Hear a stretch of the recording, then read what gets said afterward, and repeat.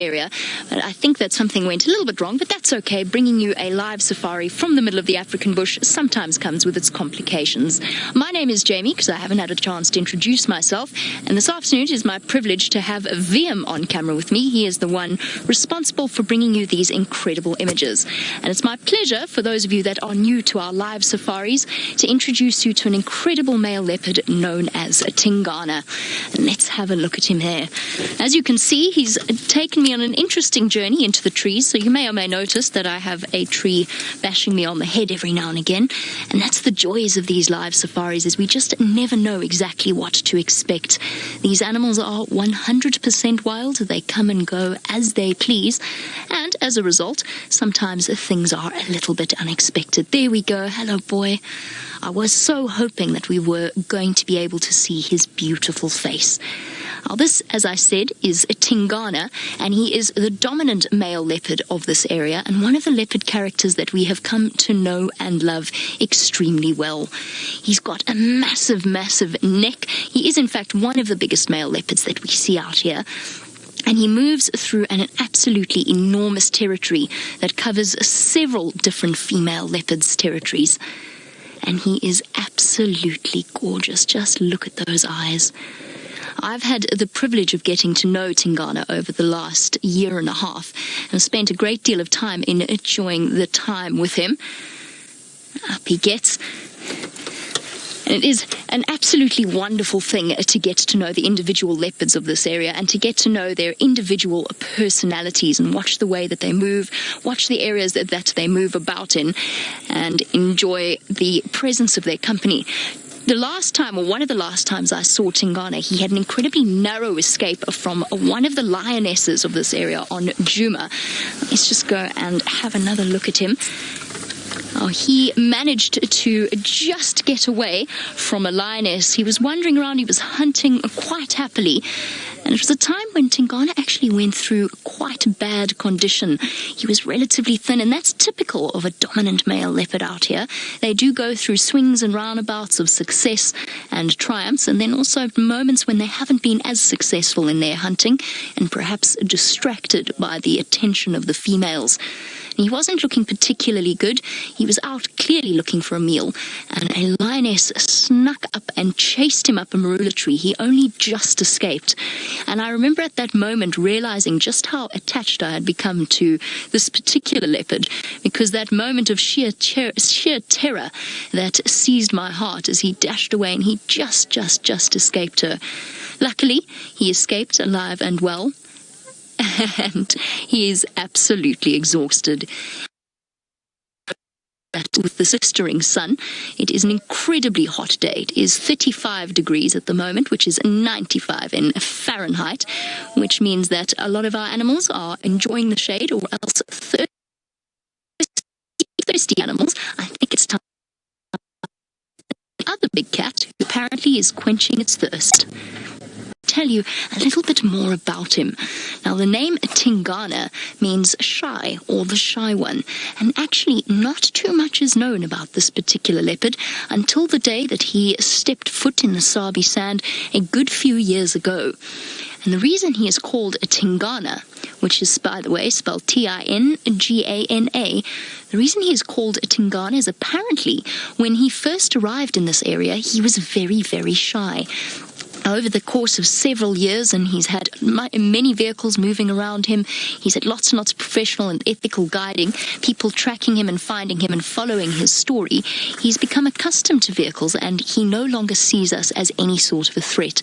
So the name Tingana actually no longer really applies, and in fact the only time Tingana is ever shy is if you encounter him on foot. And a very warm welcome to Wilson, and thank you so much for sending through your question. Now, Wilson, you've got a question on another spotted cat.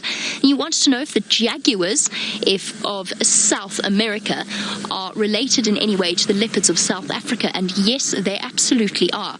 And in fact, for those of you who are familiar with the sort of taxonomic breakdown of the different animals, they are part of the same genus. So they are essentially, South American jaguars are essentially, in a way, they're basically the South American equivalent of leopards, although slightly stockier and stronger with slightly broad faces. And of course, they are the apex predators there, which our leopards are not. But they are all part of the Panthera genus.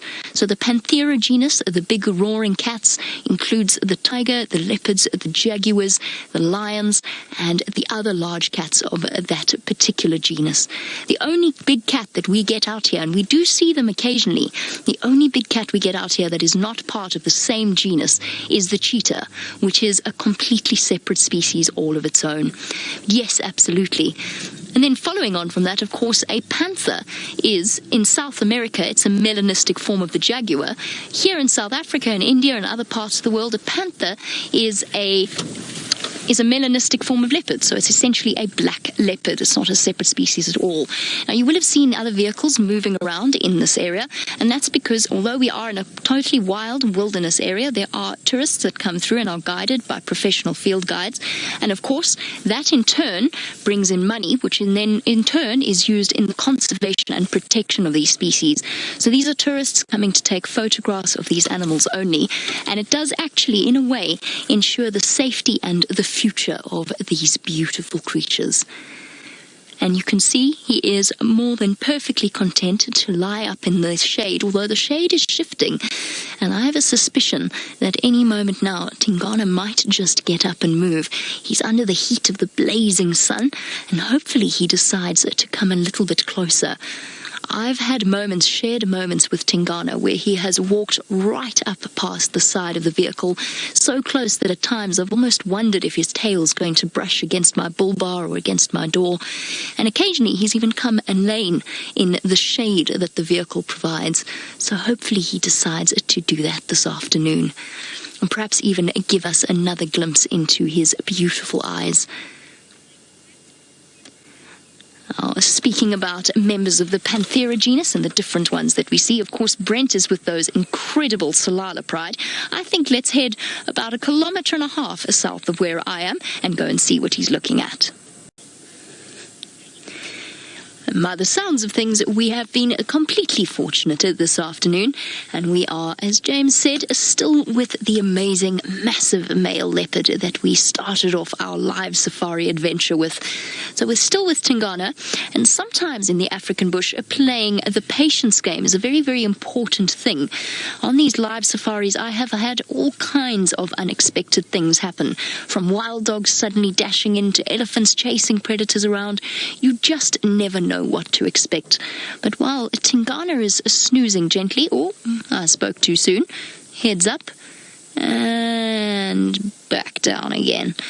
While Tingana is snoozing gently, what I would really love to hear from you, since this is a two-way conversation in a way, because we do these live drives from the middle of the African bush and they are happening right here, I would like for you, if you will, to please send through a one-word tweet. Since you've seen lions with Brent, you've seen a leopard with myself, I would love to hear how the big cats of Africa make you feel. Perhaps you find them awe-inspiring. Perhaps you find them breathtaking. You can send through just one word. We're only looking for one word.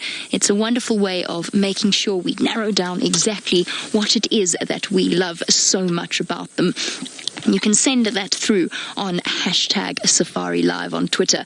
And while you think about that, we're going to be sitting watching Tingana and just wondering what his plans are next. I haven't had a chance to see him stand up just yet. I'm wondering, I just want to be able to see whether or not he looks as though he's in need of a good meal. You might even, before the end of this live safari, you might even get to hear him roar. Now that is a sound that I can only describe as a bow saw sawing through wood, and that's exactly how we describe it. It is a leopard sawing. I don't think I do a terribly good impression of it, but hopefully Tingana will give you his rendition of his incredible roar. Stay tuned after the break to find out what this massive leopard has to offer us.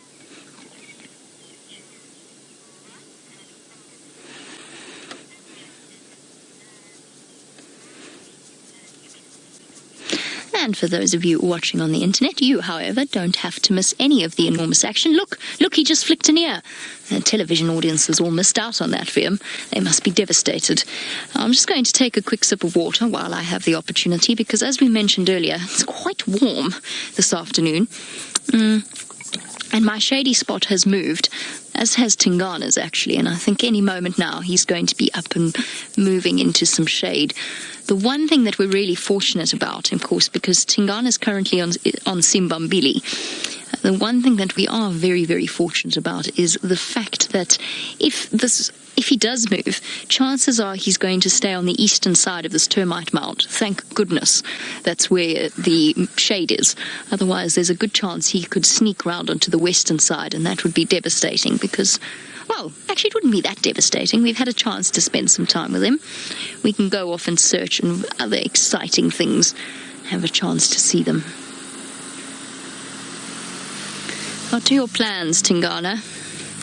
Whenever I see Tingana on a day like today, I always think back to that sighting where we'd gone out late in the afternoon. I think it was so hot that the cameras kept shutting down. We went out late, and I have no idea why Scott was on camera. Scott Dyson was on camera with me, as he was once or twice in my time at Wild Earth, which was always a thoroughly entertaining experience because, of course, while Scott's camera work was good, it's not quite exactly the same as our professional cameraman. And Scotty very kindly opted to come on camera with me, and we had many exciting sightings. We had Quintile once mating with Tingana, we had a black mamba, but this particular afternoon we were both positively boiling, and we went driving along and we were just commenting on the fact that the chances were we were going to see absolutely nothing. And there was Tingana. As I drove around the corner, he was about, I would guess and say, about a meter from my car. It was when there was still some foliage around to hide him. He was so incredibly close to me, I nearly jumped out of my skin. Scott didn't see him at all until I shouted an exclamation, at which point he then realized there was a massive male leopard next to us. And we proceeded that whole afternoon to follow him. I remember exactly when it was as well, because Karula's cubs had just been born. In fact, it might even have been the 3rd of February, now that I think about it. It might even have been the day after. Yes, that's exactly when it was. Well, I'm sure you're all thrilled and excited to hear that Brent has been batting off gremlins left, right and centre, and it seems as though he has actually managed to defeat them. So let's head across so that we can have another look at those incredible salalas. I think that James has described that particularly well. Tingana, in terms of his weight, probably weighs close to double what I weigh, so he is absolutely massive. Now, for those of you that have just joined us, my name is Jamie, and this afternoon we are coming to you live from a truly incredible, pristine wilderness area. We are just on the western fringes of a place called Djuma Private Game Reserve, which all falls under the Greater Kruger National Park area of South Africa. So right up in the top northeastern corner of what is voted to be one of the most incredibly beautiful countries in the world. And one of the most incredibly beautiful animals that we have to offer is the amazing male leopard that is just over my right shoulder. I've just realized something. I've been very silly. A little bit earlier, we covered a bit of the background in terms of Tingana, what kind of a leopard he is, the fact that he is a 9-year-old male, and a very, very large one at that. He probably weighs close to, if I had to guess, I would say weighs well over 80, probably close to 90 kilograms, which equates to about 190, maybe even closer to 200 odd pounds. So he's a seriously big male leopard. And when he does stand up, and he will at some point in the next, during the course of our live safari, when he does stand up, we'll have a chance to see just how much his head almost blends into his shoulders.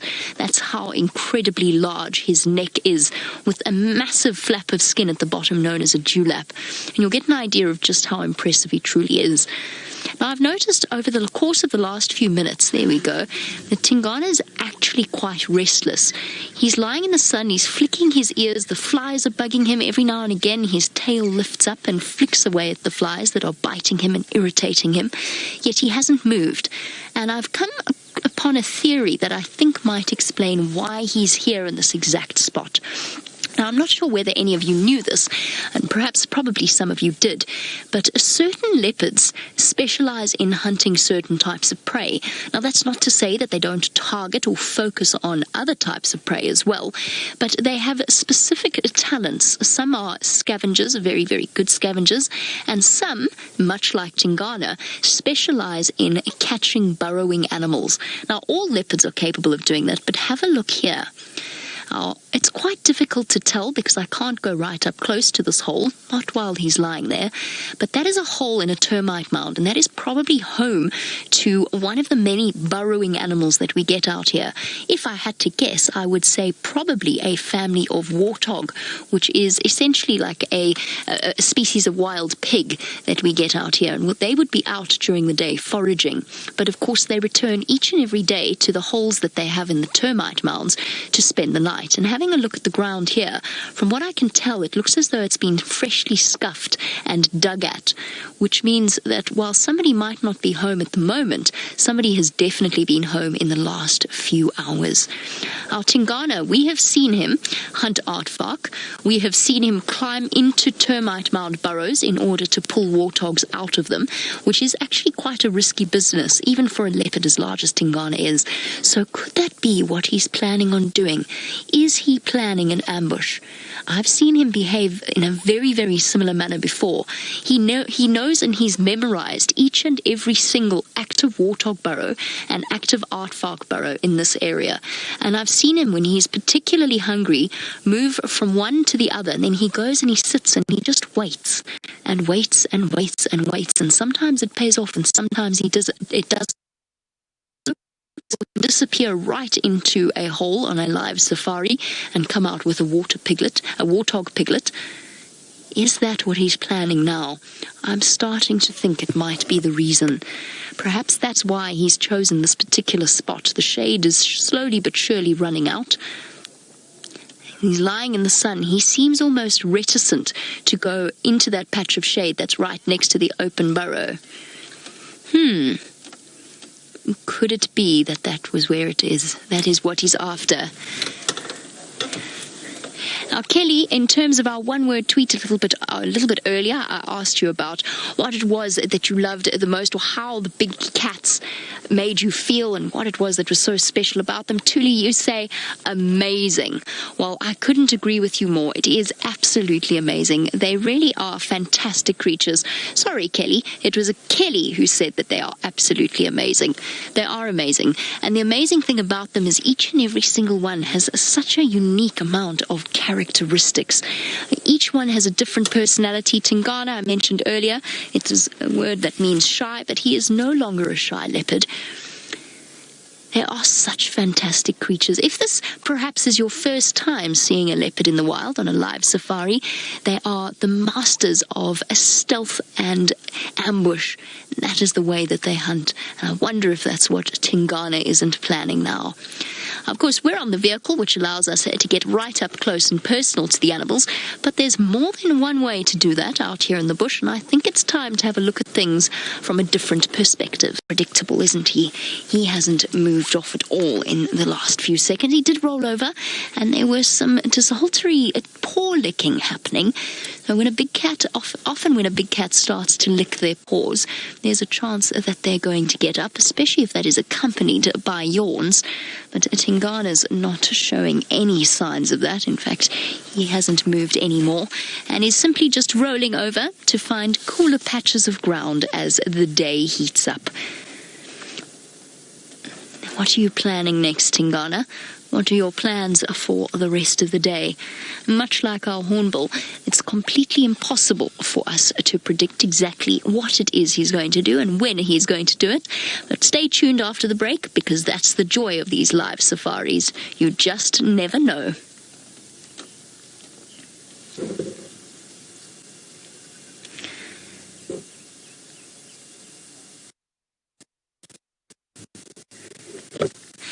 And for those of you watching on the internet, you don't have to miss a moment of the action.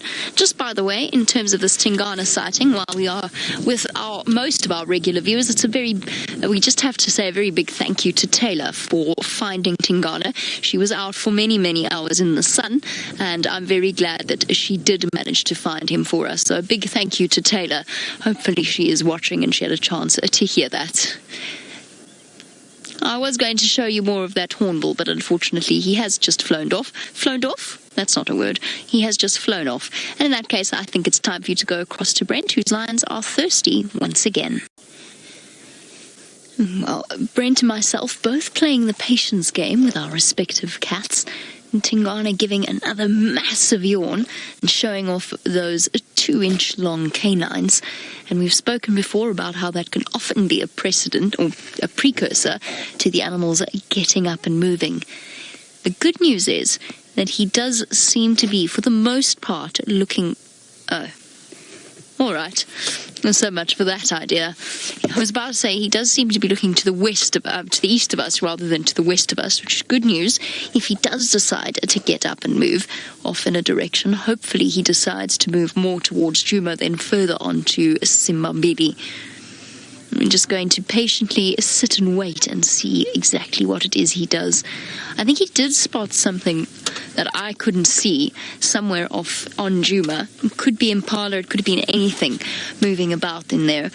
Also, this afternoon is so windy that there's a very, very good chance that he might just have been listening to a rustle of a tree or something similar, and that perhaps attracted his attention. For whatever it was, though, it obviously wasn't worth giving off what I can only guess must be the most comfortable spot in the world, is my assumption at this point. That seems to be the spot to be this afternoon. And so far, all he's done is roll over every now and again, and he's settled back down once again to snooze. What have you got planned this evening, Tingana? Oh, just bear with me 1 second. Some of the vehicles are coming past. I'm just going to say hello to them all.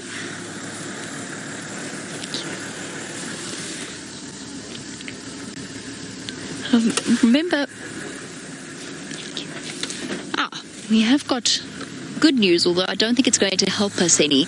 We've been given permission to scoot forward an extra meter. I don't think it's going to help us, VM, is it? We can try. I don't know. I think it's going to pop in behind that mound. Oh, goodness. We don't really have anywhere to go. I forgot about the tree. Yeah, I think it was better. Where were we now? A little bit forward. Oh no, now I have to battle the tree as well. It's attacking me. There. Okay. Stop smacking me in the face. Stay. Stay. The attack of the red bush willow. There we go. Oh, now we're rolling back slightly. Let's see how that is. Sort of. It's not the clearest position we've ever had of Tingana, but it'll definitely do if he does lift up his head. I was just thinking back to the last time we did some of the rehearsals that we did. We were sitting with Tingana at Red Dam on a day very, very similar to a day like today, where the temperatures were probably about the equivalent. It was about the same time as TV. Oh, sorry, about the same time as we are doing now. And he started to soar completely out of the blue. And I'm hoping perhaps he does decide to treat us to that particular experience in a moment. What do you think, Tingana? Please? It would be very nice. I don't think he's planning on moving too much just yet. You can see the flies are bothering him. They've been settling around and biting his ear the whole day. It's that time of year again.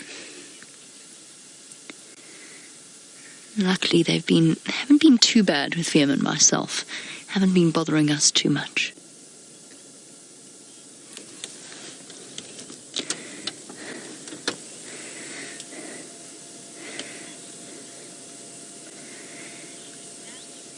And welcome back on what has proved to be an incredible live safari adventure, coming to you from the heart of the African bush.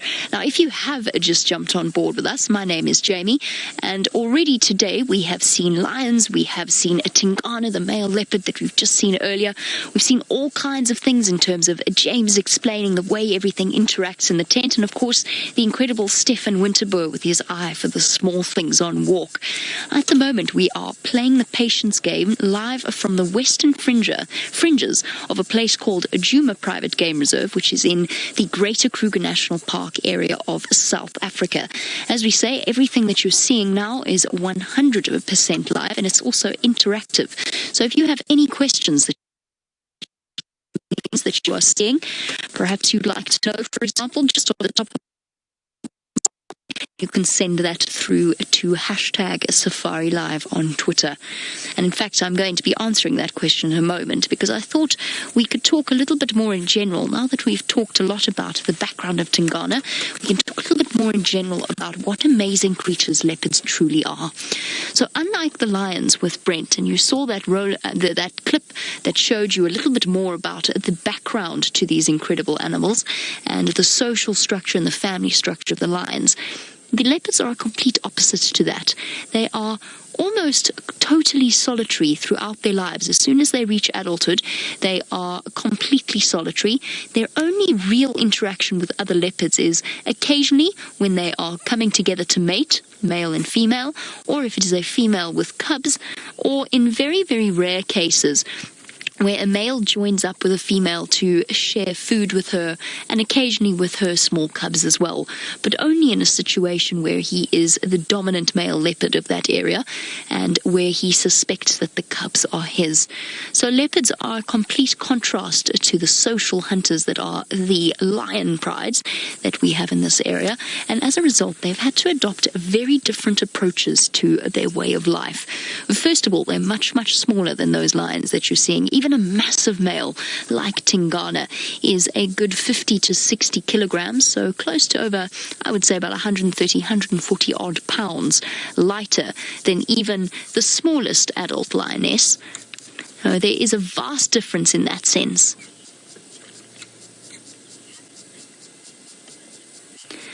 And a lovely question coming through from Tracy in Tennessee. Tracy, thank you so much for sending through your question. Actually, there's quite a few questions on this particular subject that we've had in the past.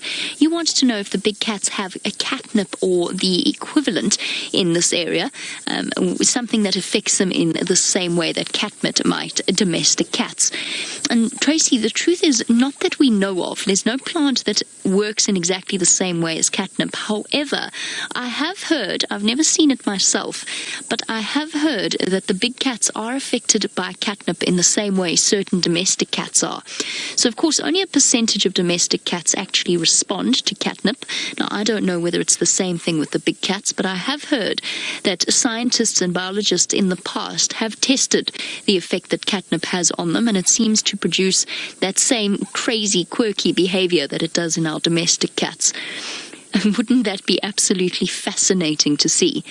However, we do occasionally see these cats do the craziest things, whether they're in a playful mood or something just seems to come over them and they do very, very unexpected things. Now, Tingana, he's not quite in his dotage. I think that would be that would be an over-exaggeration. He's a male in his prime, and he's a little bit past that. He's reached the adult years of his life and is slightly more toned down in terms of his crazy behavior. However, a young male leopard is something completely unpredictable. They do the craziest things, and they're still exploring, getting to know their world. Sometimes they even smack buffalo. Absolutely fascinating. Of course, it's not just about the big cats out here. There is so much more to show you. And it seems as though James, with his tent in the middle of the African bush, has had some Tingana is up and about. And what a fantastic way to finish off our live safari. It's almost as though he knew that our time with him is limited and that it was time to start getting up and moving about. And there you go. You can see what I was talking about earlier, that massive head and shoulders with that incredibly thick and powerful neck. what a magnificent and a beautiful specimen he truly is.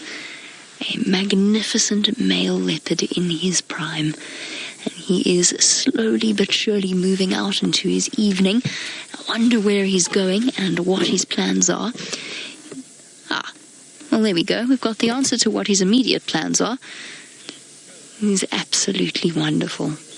It's just such a privilege to be able to spend time as we do with these animals. Thanks, Tingana. Much appreciated. Yes, boy. If you ever needed proof that this was 100% live and unedited, this may, well, in fact, be your proof. I can't transport you onto the back of our vehicle. But I can simply tell you that it is somewhat pungent from where we're sitting. Off he goes. A slight limp, but that is normal for a dominant male leopard in this area. As he slowly but surely waltzes off into the distance. We're going to try get one last view of him before the end of your amazing live safari experience. Oh, Tingana, my goodness gracious me. Whew. Quick, quick, quick. We're running out of time, and we've just got a few more seconds to finish it off. Oh, brilliant. Look at this. This is going to be absolutely magnificent. There we go. Tingana slowly but surely moving off into the vegetation and on to Djuma itself. We are so incredibly privileged to be able to spend time. Look, he's going to scent mark. He might even roar.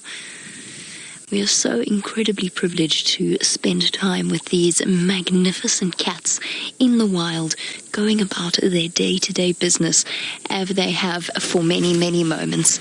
So this is the last few moments. A very big goodbye and thank you for joining us all. Big thank you to VM.